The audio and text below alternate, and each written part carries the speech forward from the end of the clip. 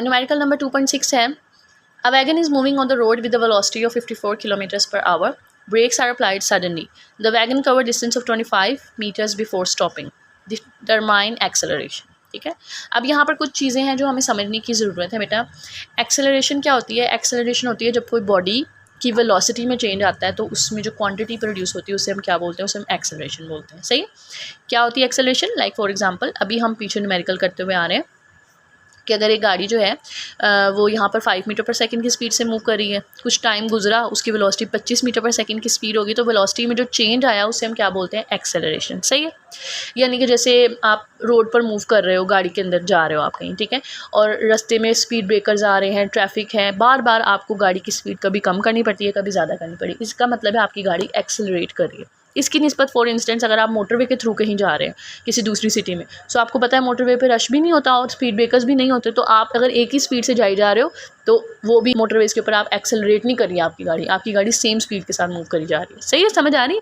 लेकिन यहाँ पर एक चीज़ है, कहता है पहले गाड़ी जो थी वो कितनी वेलोसिटी से मूव करी थी? 54 किलोमीटर्स पर आवर। ठीक है, लेकिन जैसे ही आपने उस पर ब्रेक्स अप्लाई की, जब आपको पता है हम गाड़ी के ऊपर अचानक से ब्रेक अप्लाई करते हैं, यहाँ पर सडनली का वर्ड है, इट मीन्स कि अचानक से ब्रेक अप्लाई की तो गाड़ी जो है वो एक जर्क के साथ, एक झटके के साथ पीछे को मूव करती है। ठीक है, इसका मतलब जब गाड़ी पीछे को मूव की तो उसके अंदर जो एक्सेलरेशन थी वो नेगेटिव हो गई, यानी गाड़ी के ऊपर जब गाड़ी आगे की तरफ मूव कर रही है और उसकी वेलोसिटी में चेंज आ रहे हैं तो उससे जो उसकी एक्सेलरेशन होगी वो पॉजिटिव होगी, लेकिन जब वो झटका खा के पीछे को जाएगी तो तब जो उसकी वेलोसिटी में चेंज आएगा उससे जो एक्सेलरेशन प्रोड्यूस होगी वो नेगेटिव एक्सेलरेशन होगी, जिसे हम रिटार्डेशन भी कहते हैं और डेक्लेरेशन भी कहते हैं। ठीक है, इसका मतलब है निकालनी तो एक्सेलरेशन, लेकिन आंसर में एंड पे क्या आना चाहिए? माइनस आना चाहिए। क्लियर, कॉन्सेप्ट समझ में आ गया? ठीक है, अब हम यहाँ पे लिखेंगे गिवन डाटा।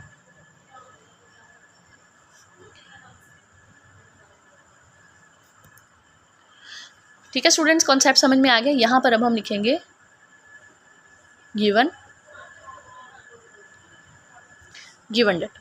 ठीक है, अब हमें दिया क्या हुआ, हमसे क्या पूछा हुआ? सबसे पहले हमें एक वेलोसिटी दी हुई है 54 किलोमीटर्स पर आवर। ठीक है, उसके बाद उसने हमसे पूछा है एक्सेलरेशन उसने हमसे पूछी हुई है और डिस्टेंस भी उसने हमें दिया हुआ है।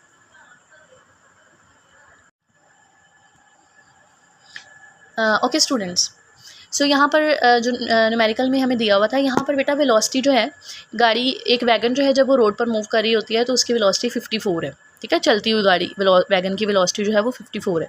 आपने अचानक से उस पर ब्रेक्स अप्लाई कर दी तो वो 54 से चलती एकदम से ब्रेक अप्लाई करने से रुक गई, तो जितनी वेलोसिटी थी वो रुकने से सारी क्या हो गई? ज़ीरो। इसका मतलब ये 54 हमें कितनी दी हुई है?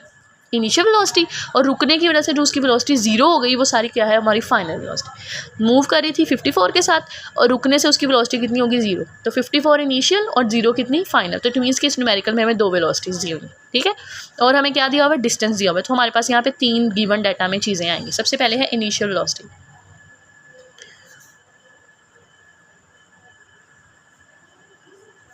इनिशियल वेलोसिटी वी हमें कितनी दी हुई है? 54 किलोमीटर्स पर आवर। इसको आप लिखोगे 54 किलोमीटर्स की जगह पे 1000 मीटर। आवर नीचे चला गया, एक आवर में कितने सेकंड होते हैं? 3600 सेकंड। तो 54 को 1000 से करो, 54,000 मीटर ओवर 3600 सेकंड। अब इन दोनों क्वांटिटीज़ को आपने क्या कर देना है? डिवाइड कर देना है। 54,000 डिवाइडेड बाय 3600 वी गेट 15। ठीक है, सो इसका मतलब है पहली वाली वेलोसिटी कितनी थी? 15 मीटर पर सेकंड। जैसे ही ब्रेक अप्लाई की, गाड़ी रुकी तो वेलोसिटी सारी की सारी क्या होगी? ज़ीरो, क्योंकि मैंने आपको पहले भी बताया जब बॉडीज़ रुक जाती हैं, रेस्ट पे होती हैं, तो वेलोसिटीज़ क्या होती हैं? ज़ीरो। तो यहाँ पे आपने लिखना है फाइनल वेलोसिटी, वी एफ है हमारे पास 0 ms -1। और क्या दिया हुआ? डिस्टेंस दिया हुआ 25 मीटर। यहाँ पे आप लिखोगे डिस्टेंस है एस कितना है? 25 मीटर्स। और निकालना क्या है? यहाँ पे अब आप फाइंड करोगे टू फाइंड, हमने फाइंड आउट क्या करना है? एक्सेलरेशन। ए हमने फाइंड आउट करना है। अब यहाँ पे चलो सोल्यूशन में। ठीक है, सोल्यूशन में बेटा अब थोड़ा सा ये क्रिटिकल सा है इसका सोल्यूशन, ज़रा ध्यान से आप लोगों ने चीज़ें समझनी है, फिर आपको ये चीज़ें समझ में आएंगी, अदरवाइज़ आपके लिए मुश्किल होगी। ठीक है, अब आपने एक्सेलरेशन फाइंड आउट करनी है।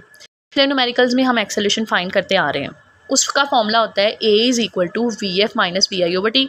यही फॉर्मूला है, यहाँ पे मैं लिख देती हूँ, यहाँ लिख देती हूँ a is equal to v f minus v i over t. ये फॉर्मूला है एक्सेलरेशन का, ठीक है।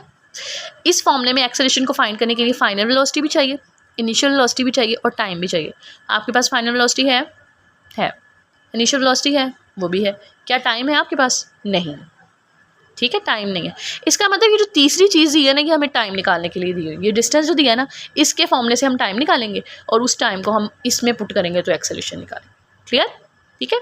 अब टाइम तो नहीं है तो मैं एक्सेलरेशन कैसे निकालूंगी? अब टाइम के लिए एक फॉर्मूला होता है s is equal to v t. उसमें हम s की वैल्यू पुट करेंगे, उसमें हम v की वैल्यू पुट करेंगे और वहाँ से हम t निकालेंगे। सही है। सो सोल्यूशन में हम सबसे पहले लिखेंगे s is equal to v t. अब फिर मसला आ रहा है, मसला क्या आ रहा है? आप कहोगे v दिया हुआ है, मैं कौन सा v लगाऊं? दो तरह के v आ रहे हैं, एक इनिशियल भी आ रहा है, एक फाइनल भी आ रहा है। हम कौन सी v की यहाँ पे वैल्यू पुट करें? तो जिन बच्चों ने पिछली वीडियोस देखी हैं, पिछले लेक्चर्स लिए हुए हैं, उनको पता है जब आपको दो वेलोसिटीज़ दी हो और मैं फॉर्मूले में एक आ रही हो तो आप उसकी जगह पर उसकी एवरेज निकालते हो, ठीक है। तो आप यहाँ पे लिखोगे s is equal to v a average. सही है, समझ आई? तो s is equal to v का मतलब है एवरेज। एवरेज का फॉर्मूला होता है v i plus v f over two. यहाँ पे मैंने डायरेक्ट फॉर्मूला लगा लिया और यहाँ पे मैंने टी लगा लिया। अब इस सब में वैल्यू पुट करो, एस टी निकालो, ठीक है। डिस्टेंस कितना दिया है? 25 मीटर। 25 मीटर। इनिशियल वेलोसिटी कितनी दी है? 15 प्लस फाइनल वेलोसिटी कितनी है? 0। टाइम यहाँ पे 2 आ गया और टाइम कितना दिया है? नहीं दिया, वही तो हमने फाइंड आउट करना है, 25 मीटर, ठीक है। अब करो 15 में 0 प्लस करो 15 और 15 को 2 पे डिवाइड कर दो। 15 डिवाइडेड बाय 2 हमारे पास आता है 7.5। सो यहाँ पर आ गया 7.5 ms माइनस 1 और बाहर क्या आ गया? t आ गया। अब ये 7.5 हमारे पास क्या हो रहा है? यहाँ पर मल्टीप्लाई हो रहा है, इधर जाके क्या हो जाएगा? डिवाइड हो जाएगा। सो 25 m के नीचे आ जाएगा 7.5 ms माइनस 1 और यहाँ पे क्या रह जाएगा? t। अब इसको डिवाइड करो, 25 डिवाइडेड बाय 7.5 हमारे पास आया 3.33। पॉइंट के बाद सिर्फ 2 डिजिट लिखते हैं, ठीक है। तो ये आया 3.33 मीटर। मीटर से कैंसिल आउट, सेकंड नीचे माइनस का, ऊपर जाके किसका हो गया? प्लस का। ये टाइम हमारे पास है, ठीक है। टाइम का यूनिट सेकंड ही होता है ना, तो सही आ रहा है। सही। a is equal to v f minus v i over t. A ही फाइंड आउट करना है ना, तो a ऐसे, वी एफ कितना? 0 ms माइनस 1। पहली वेलोसिटी कितनी थी? 15 और टाइम कितना लगा? 3.33 सेकेंड। 15 में से 0 निकालो, 15 ही आ गया मीटर s माइनस 1। और चूंकि बड़ी वैल्यू के साथ माइनस है तो आंसर में यहाँ माइनस आएगा, ठीक है। साइन वो आता है जो बड़ी वैल्यू के साथ होता है। 15 को 3.33 से हमने क्या कर देना है? डिवाइड कर देना है। 15 divided by 3.33, so we got 4.5। 5 के बाद 0 है तो वो नहीं लगाएंगे, सो 4.5 ही हमारा जवाब है, ठीक है। सो यहाँ पे आया 4.5। ये m ऐसी, ये s यहाँ नीचे +1 है, ऊपर जाके -1, s माइनस माइनस +1 और 1 2, s माइनस 2। तो एक्सेलरेशन का यूनिट होता है ms माइनस 2 और साथ माइनस s, ठीक है। सो यही मैंने आपसे कहा था कि जब ब्रेक सप्लाई की जाती हैं तो एक्सेलरेशन प्रोड्यूस्ड होती है, लेकिन बॉडी चूँकि पीछे की तरफ मूव करती है तो साथ में साइन किसका आता है? माइनस का साइन आता है। अगर आपको न्यूमेरिकल में एंड पे माइनस का साइन नहीं आएगा ना, तो वो आपकी नेगेटिव मार्किंग होगी। हमारा आंसर है। आई होप आपको आज के लेक्चर की समझ आ गई होगी। मज़ीद वीडियोस को देखने के लिए मेरे साथ रहें और देखते रहें मेरा चैनल लर्न विद स्किल, और मज़ीद अपने कॉन्सेप्ट्स को क्लियर करें और मेरे चैनल को सब्सक्राइब करें, लाइक करें, शेयर करें और बहुत ज़्यादा इसको फॉलो करें। Thank you. अल्लाह हाफिज़।